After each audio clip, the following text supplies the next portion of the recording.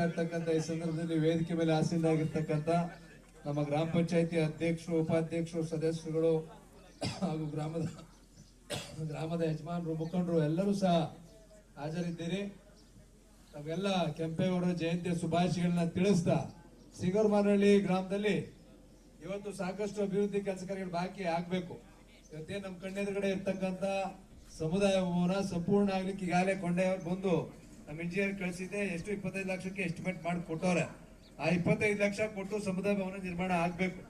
ಜೊತೆಗೆ ಈ ಭಾಗದ ಯಾವುದೇ ರೀತಿಯಾದಂತ ರಸ್ತೆಗಳು ಸಹ ಆಗಿಲ್ಲ. ಅದೊಂದು ಮುಖ್ಯ ರಸ್ತೆ ಒಂದು, ಈ ರಸ್ತೆಗಳು 4-5 ರಸ್ತೆಗಳಿದಾವೆ. ಅದೇ ಒಟ್ಟಾರೆ 4-5 ರಸ್ತೆ ಇದಾವೆ.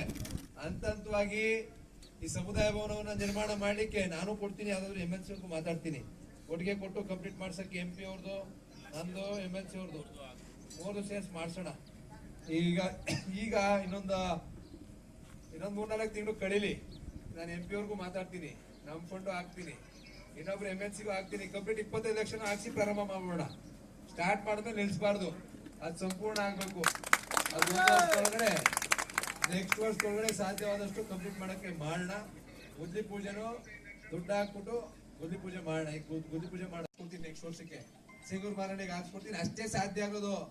ಇನ್ನಾದ್ಮೇಲೆ 5 ವರ್ಷಕ್ಕೆ ಆಗೋದೇನ ಅನ್ಕೊಳ್ಳಿ. ಯಾವ್ದುವೆ ಸಮುದಾಯ ಭವನ ಒಂದು, ರಸ್ತೆ ಒಂದು, ಎರಡೇ, ಇನ್ನೇನು ಕೇಳಂಗಿಲ್ಲ 5 ವರ್ಷಕ್ಕೆ. ನಾನು ಇನ್ನೇನು ಹೇಳೋದಿಲ್ಲ, ಅಷ್ಟೇ ಆಗೋದೀಗ. ಕೆರೆಟ್ ಮಾಡ್ಸೋಣ, ಅದು ಮಾಡೋಣ ಬಿಡಿ, ಅದೇನ್ ಮಾಡ್ಸೋಣ.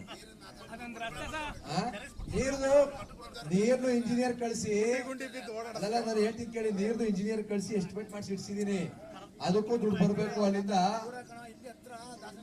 ಹೌದೌದು, ದಾಸನಕೆರೆಯಿಂದ ಹತ್ರ ರೈಟು ಅಂತ ಇದು ಮಾಡ್ತಾರೆ. ಇಬ್ಜಾಲ ಸ್ಕೀಮ್ದು ಅಲ್ಲೂ ಮೋಟರ್ ಹಾಕಿ ಮಾಡಿಸ್ಬೇಕು. ಅದನ್ನು ಕೊಟ್ಟಿದೀನಿ ಪ್ರಪೋಸಲ್.